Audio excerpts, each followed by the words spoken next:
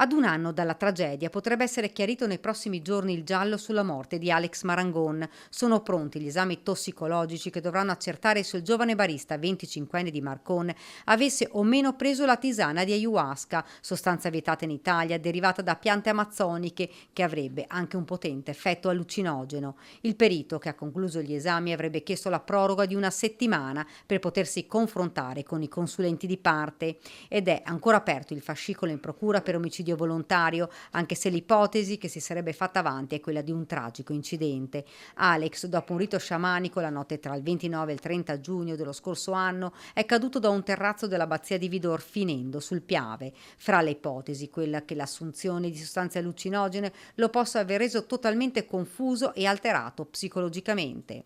Ora, con questi ultimi accertamenti, si saprà la verità su quello che il giovane ha preso quella maledetta notte, quale sostanza abbia assunto.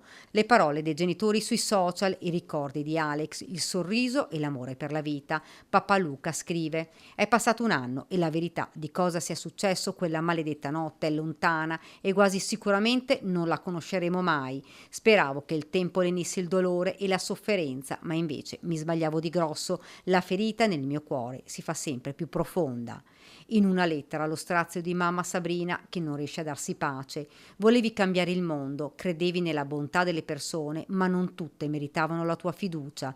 Ti prometto che farò di tutto perché tutto quello che hai seminato nella tua giovane vita non venga dimenticato.